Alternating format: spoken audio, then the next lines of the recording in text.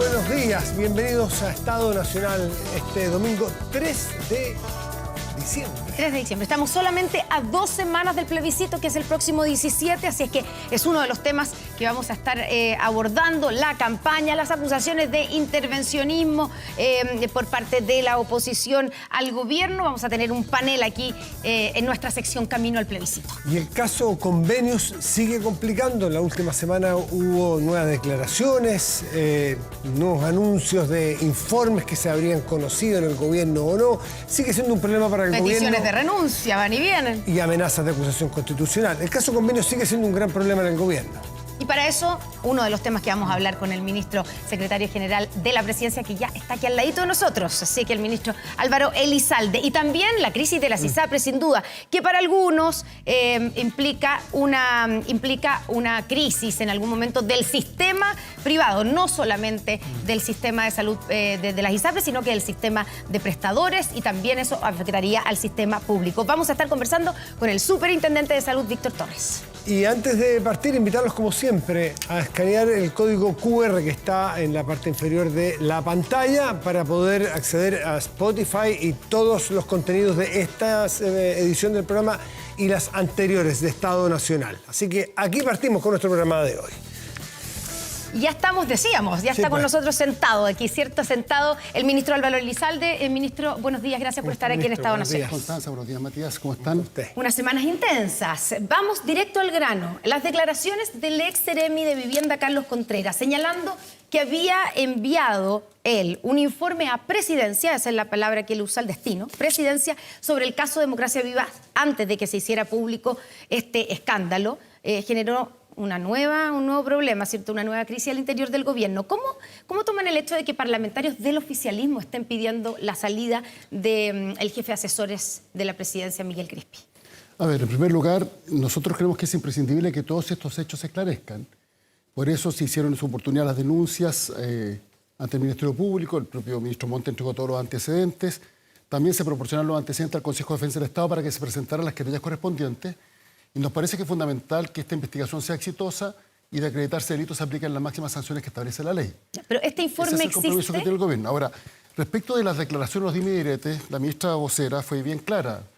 Hay una investigación en curso y por tanto tendrá que la investigación determinar cómo fueron los hechos. Pero la ministra dijo que no existía el informe. Por lo mismo, pero nosotros no vamos a ser parte de estas, podríamos decir, declaraciones de todo tipo, que al final no contribuyen a lo que se necesita. O sea, aquí lo importante es que el Ministerio Público lleve adelante su investigación y que esta investigación sea exitosa, más que estar todos los días comentando respecto de información que se va conociendo. Claro, pero es que respecto de este punto en particular, ella señaló que no era efectivo lo que había señalado esta persona. Ya, o sea, no existió ese informe porque hay un asesor del Ministerio de la Vivienda, ¿cierto? El señor Trincado, que sí, efectivamente, remitió un informe a solicitud del... Entonces, subsecretaria. Claro, de la actual subsecretaria, bastante antes de que se conociera el caso. Bueno, lo que pasa Por lo tanto, es que, hay un informe. Sí. Pero le insisto en lo que he señalado, porque, por ejemplo, se planteó como una noticia el famoso email que había enviado Ricardo Trincado respecto de los antecedentes que se disponían en ese entonces en el Ministerio de Vivienda.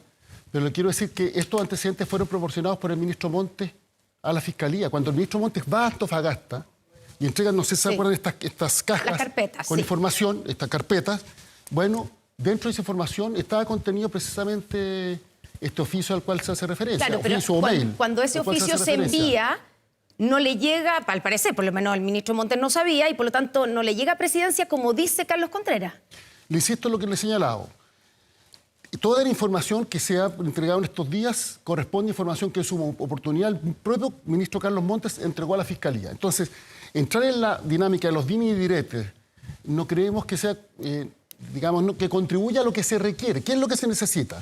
Que la Fiscalía lleve adelante una investigación exitosa para el total esclarecimiento de los hechos y determinar las responsabilidades penales, se apliquen las sanciones que establece la ley.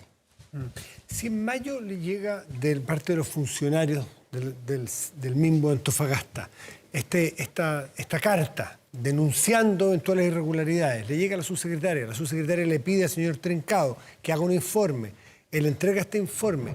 Todo esto, más allá de que haya no responsabilidad, ¿cómo se explica? Usted que ha sido ministro varias veces y conoce bastante bien cómo funciona el gobierno, o un gobierno o los ministerios, ¿cómo se explica que el ministro Montes no se haya enterado ni siquiera de oídas, de un comentario, de preocupación, de alerta de que algo podría estallar en Antofagasta? Le insisto en lo que le he señalado. Cuando se recibe información, esta información podríamos decir que es trabajada y analizada por la entidad correspondiente dentro de los distintos niveles jerárquicos que existen en la administración pública. Los ministros no se enteran necesariamente de todo lo que acontece en su ministerio, más aún cuando hablamos de ministerios tan grandes. O sea, hablamos de ministerios grandes, salud, educación, vivienda, son muy buenos ejemplos al respecto. Sí, son y grandes. La propia subsecretaria en su momento declaró públicamente esto. No sé si se acuerda del punto de prensa que hizo pocos días antes de su salida. Ella ratificó esta versión. Entonces, le insisto... También hay versiones más contrarias, porque el entonces presidente de RD, que sí supo, dijo en su momento que sí había informado al gobierno, después se desdijo, entonces... No, pero lo dijo, no, pero dijo que había informado también a la subsecretaria. No, dijo que la subsecretaria le había informado al ministro. Eso dijo el presidente de la Torre, del presidente entonces de RD. Ahora, después se desdijo, es verdad. La subsecretaria dijo algo distinto, pero mire, aquí lo relevante es que, porque podríamos estar eternamente en estas declaraciones, que se dijo, no se dijo, alguien se reunió, no se reunió. ¿Cuándo supo el gobierno? Lo que pasa es que cuando está hablando del gobierno, está hablando de instituciones públicas. Bueno, le insisto en lo que he señalado. La noticia se conoce, parece que sale publicada el 15 de la noche. Sí, por ahí. De junio, claro. Sí, y el propio ministro Carlos Montes señala que estando fuera de Santiago una actividad se enteró de esta situación el día 16. Bien. Eso. Ahora, claro, que algún funcionario público haya tenido acceso a una información anterior, pero si el propio Seremi al que se le pidió la renuncia era funcionario público. Por supuesto. Por eso es el gobierno también. A veces, por eso esto de los dimes y diretes genera más enredo que la necesidad de clarificar lo que realmente aconteció. Porque finalmente, como los términos que se utilizan no son del todo precisos, o sea, dice el gobierno, bueno, ¿Qué parte del gobierno? ¿Qué parte del gobierno? Por supuesto, Exactamente. por supuesto. Entonces, no seamos ansiosos. Esperemos que se lleve adelante la investigación, que se determine las responsabilidades y se apliquen las sanciones. Nosotros creemos que es fundamental que estos hechos se esclarezcan. Lo que ha acontecido, a propósito del llamado caso Convenios, genera una legítima indignación, de la cual también somos parte. Y por tanto, lo que creemos que se tiene que esclarecer, y esperamos que la Fiscalía lleve adelante investigaciones exitosas y todas las responsabilidades penales que se determinen se apliquen las sanciones correspondientes. Entiendo que el viernes, en La Moneda propiamente, hubo un trabajo intenso de tratar de registrar, revisar si es que existía tal informe que el señor Contreras dice que envió y que no apareció nada, porque a lo mejor a alguien se le puede haber pasado. En ese contexto, ¿cómo es la crisis y cómo le afecta a usted que lleva la relación con el Parlamento? Porque empieza a cuajarse la idea de una acusación constitucional en contra del ministro Montes. Y usted, que lleva esa relación, me imagino que está sobre ese tema. Mire, cuando se producen este tipo de hechos, lamentablemente quienes... A ver, la gran mayoría está comprometido con que se esclarezcan los hechos y finalmente las instituciones hagan su trabajo para determinar tanto las responsabilidades administrativas que les corresponde a la Contraloría y para determinar las responsabilidades penales que le corresponde a la justicia sobre la base de la investigación que lleva adelante el Ministerio Público. Pero también en el marco del debate político, y sobre todo cuando hay contextos de cierta crispación, bueno, declaraciones sacan declaraciones y se crea un clima que no contribuye a lo que realmente importa. Y por eso insisto en que más que entrar en dime y direte, declaraciones de todo tipo, lo que hay que hacer aquí no solo es dejar, sino que contribuir a que la investigación que está llevando adelante la Fiscalía sea exitosa. Sí, pero me refiero a la acusación, ya no en la Fiscalía, en el ámbito de lo político, la acusación, eventual acusación. Mire, Carlos Montes es una persona honesta, un servidor público de toda la vida, que además estaba concentrado y está concentrado en lo que realmente importa, que es hacerse cargo del déficit habitacional para construir un número récord de vivienda en el mandato del gobierno del presidente Boric. Y en eso está concentrado Carlos Montes. Entonces, bueno, cuando finalmente se presentan acusaciones constitucionales, eso son semanas de distracción para el ministro respectivo. Entonces, si queremos contribuir a que la tarea se haga en materia de vivienda, creo que no contribuye este tipo de acusaciones. Ministro, de su ministerio depende el Consejo de Auditoría Interna General de Gobierno, sí, ¿cierto? Presidido por la subsecretaria Macarena Lobos. Hasta ese consejo, el Ministerio de Vivienda de Antofagasta envió el 14 de abril de este año un informe que daba cuenta de una serie de irregularidades y problemas en convenios con algunas fundaciones en Antofagasta. ¿Qué pasó con ese informe? Sí, muy buena pregunta. Le he consultado a la subsecretaria este punto y se ha hecho todo el chequeo respecto de la oficina de partes, porque en un oficio donde se señala la distribución se plantea al Consejo y, sin embargo, esto no fue recibido por ninguna de las instancias correspondientes del Ministerio. Nunca recibieron, nunca supieron nada de ese informe. Habrá que determinar qué pasó. Y es normal que no se reciba cuando, como usted dice, en la lista de distribución eran 3 y uno de ellos era el Consejo, porque estaba la auditora interna ministerial del MIMBU, estaba el director del Serviu en Antofagasta y el tercero en la lista de distribución era el Consejo de Auditoría Interna General de Gobierno. ¿Es normal que no haya llegado? Precisamente, hace varias semanas atrás, cuando yo tuve esta misma información, solicité que al Ministerio se realizara la revisión correspondiente. Usted sabe que hay libros a través de los cuales se ingresa la correspondencia, también que se revisaran, eventualmente se habrían enviado por un medio electrónico, y lo que me informan es que no se habría enviado la copia. Ahora, ¿qué aconteció? ¿Y de quién es responsabilidad que no se haya...? O sea, ¿no salió de Antofagasta? ¿De dónde no salió? No llegó. Ahora, ya, pero me imagino que ha hecho el traqueo de dónde quedó. Se habrá perdido ahí en el camino. Es que el funcionario se puede haber equivocado y tenía 3 copias de distribución y envió solo 2. ¿Puede haber ocurrido eso? ¿Y no tienen esa respuesta? ¿Usted a esta altura no sabe qué pasó? No, porque yo le puedo afirmar hechos, no suposiciones. Por eso los dimes y diretes son No, pero me imagino tan complejos. Que eso que depende de su ministerio lo habrán investigado dónde quedó o dónde falló la cadena de transmisión. Lo que me informa la subsecretaria es que he registrado todos los libros de correspondencia y registros de correspondencia que existen en el sector público. En el caso, los que corresponden a nuestro ministerio, no había ingresado esa información. Ministro, dado el tiempo, avancemos en otros temas porque empieza a aparecer nuevamente el CAE como un asunto de discusión pública. Entonces uno se pregunta en el contexto de lo que acabamos de vivir con Atacama. El drama de Atacama, 80 días niños en clase, 30.000 niños en clase. Y después entonces aparece eso como punta del iceberg, pero un problema mucho más amplio que es el de la SLEP y la educación pública. ¿Por qué el gobierno se compromete ahora o repone este proyecto de terminar con el CAE? ¿Dónde están las prioridades del gobierno en materia de educación? ¿Por qué dice usted terminar con el CAE? Terminar con... con el CAE. Pensé que está hablando del Consejo de Asignación. No, cambiamos de tema.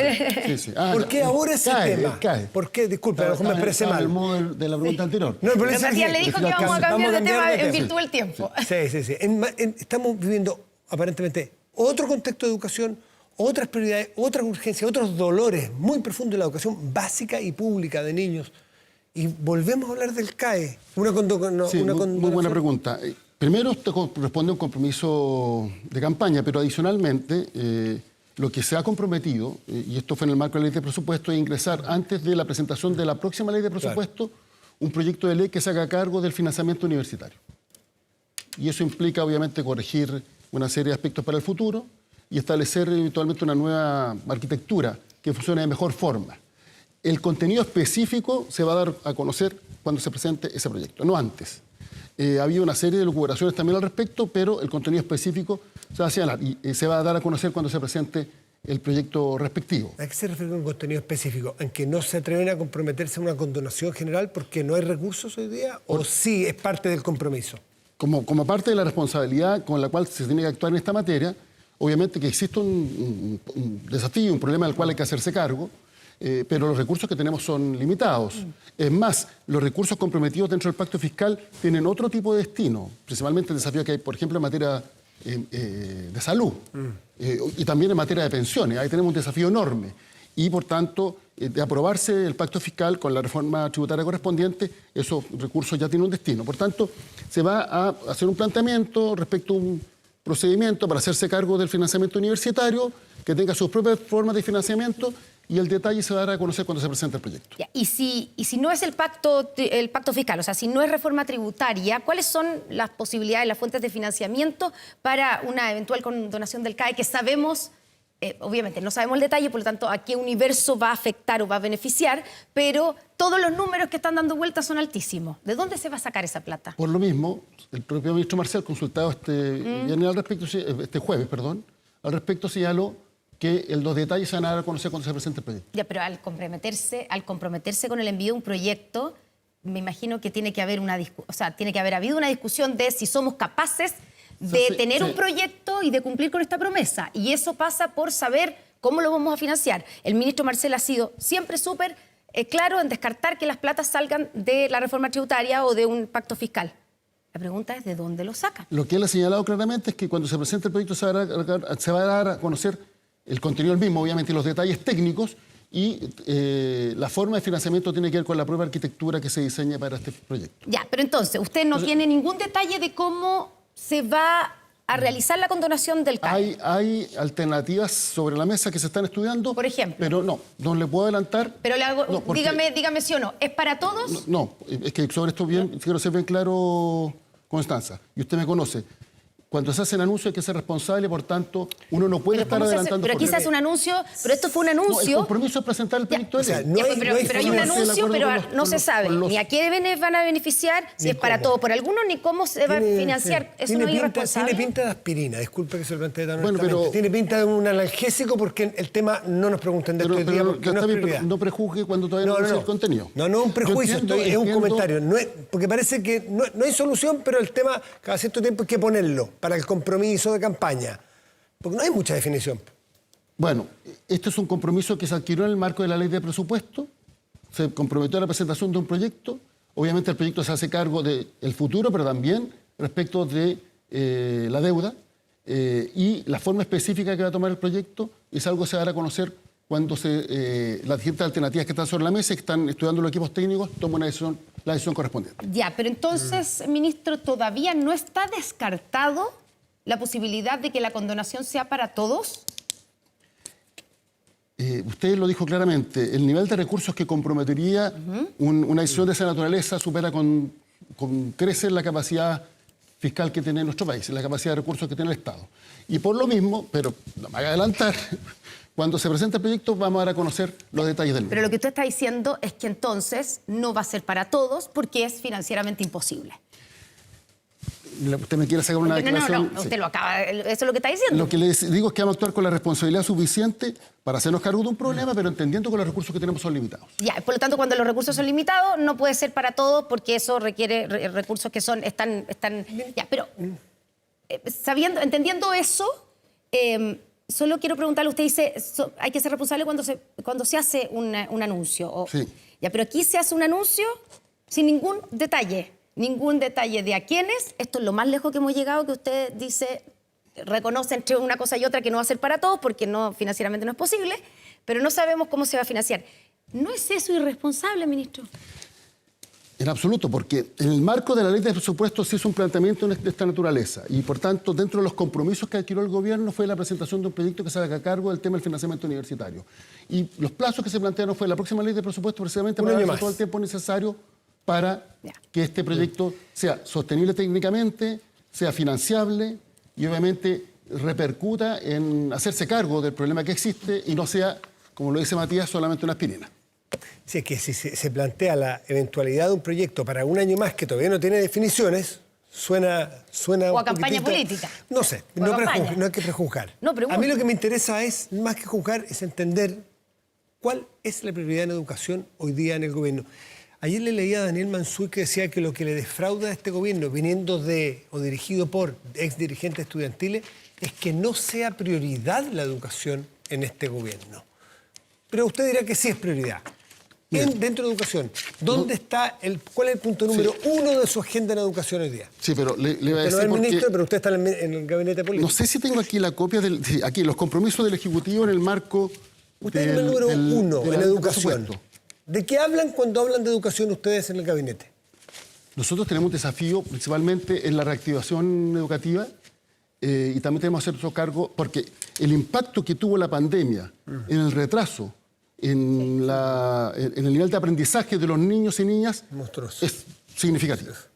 Y por tanto, tenemos un principal desafío que es que los niños se pongan al día y, en segundo lugar, evitar la deserción escolar, que son desafíos fundamentales que dicen en relación con la calidad de la educación en Chile. Ahora, dentro de eso también se adquirió un protocolo en el marco de la ley de presupuesto que da cuenta de una serie de iniciativas que hay respecto a los servicios locales de educación, respecto a planes de mejoramiento para el mejoramiento de la educación pública, y todo esto comprometido con recursos. Pero yo diría que el principal desafío que hoy día tenemos es tras el impacto de la pandemia, hay que, podríamos decir, hacer un esfuerzo adicional para recuperar los niveles educativos que teníamos pre-pandemia, porque usted sabe, Matías, mejor que nadie, que incluso hubo niños que pasaron de curso sin saber leer.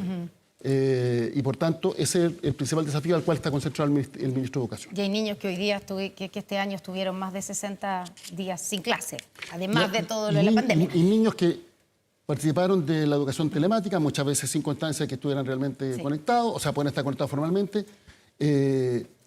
Y eso también se tradujo en que podríamos decir, el reinicio de clase no significó que existieran en todos los niveles la misma asistencia. Pero entonces, para que quede bien claro, la condonación del CAE no es una prioridad hoy día para el gobierno.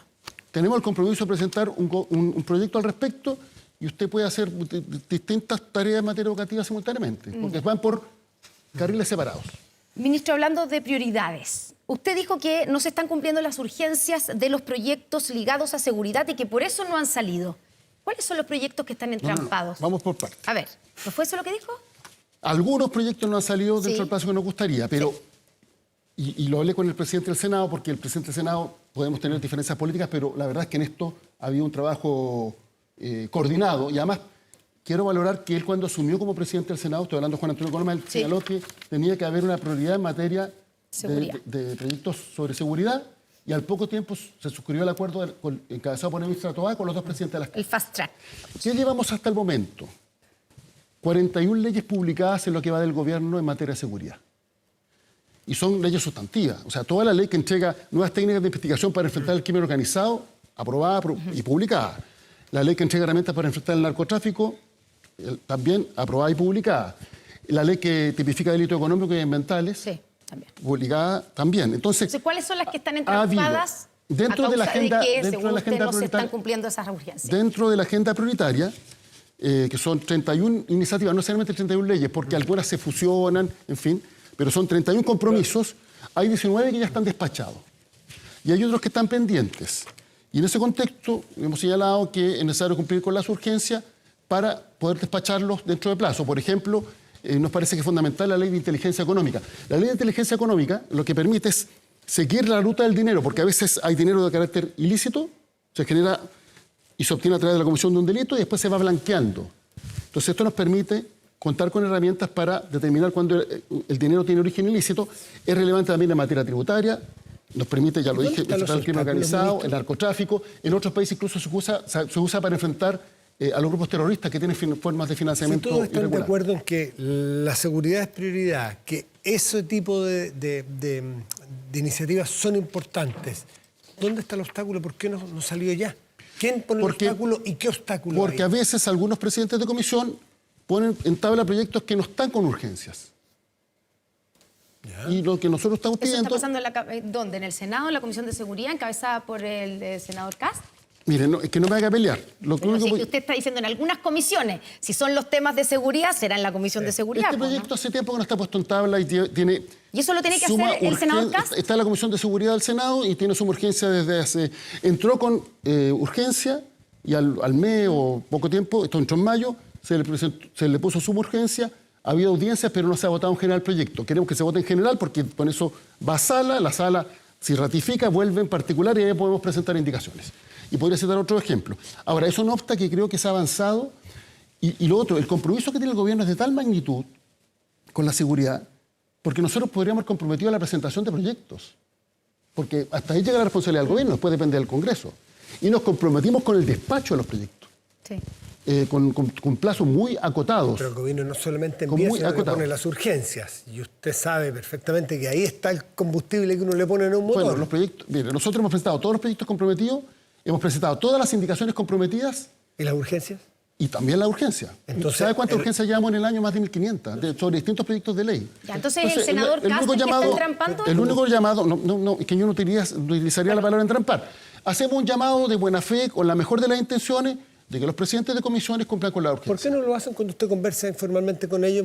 ¿Por qué no le echamos? Aquí cada uno tendrá que hacerse cargo sobre la conducta. Pero lo conversa. Ahora, también quiero señalar que el senador Kast, por ejemplo, fue clave para despachar el proyecto de seguridad privada, que lleva 14 años en el Congreso Nacional. 14 años. Salió el otro día ya. Y nosotros presentamos una indicación, ahí el subsecretario Vergara hizo un muy buen trabajo, logramos salir adelante. Entonces, el llamado no lo hacemos en la lógica confrontacional o generar algún tipo de disputa, simplemente es una petición que hacemos con la mejor disposición, que por favor se cumplan las urgencias para poder despachar los proyectos que se han presentado en el marco de la agenda prioritaria acordada con los presidentes de ambas cámaras. Hace rato que yo vengo escuchando esto, que los gobiernos le piden al Parlamento que respeten las urgencias. No en este gobierno, en el pasado también. Sí. O sea, aquí hay una suerte, uno lo podría leer muy desde afuera, como un desgobierno. ¿Acaso no es que hay que cumplir las urgencias que pone el Ejecutivo? Deberían cumplirse. De hecho, yo como presidente del Senado cumplí todas las urgencias. Pero si pasó en este gobierno, pasó en el gobierno anterior, tenemos un problema estructural en que no se está haciendo caso a las normas y a las reglas. No siempre se hacen caso. Y por eso quiero valorar la disposición que ha tenido el senador Coloma. También Vlado Milosevic y Ricardo Cifuentes, que han sido muy rigurosos en el cumplimiento de la urgencia. Pero los presidentes de las cámaras tienen la obligación de cumplir la urgencia cuando el proyecto llega, ya fue aprobado por la comisión y por tanto se tiene que votar en la sala. Ahí el presidente de la corporación, perfecto, el que determina, de él depende cumplir las urgencias.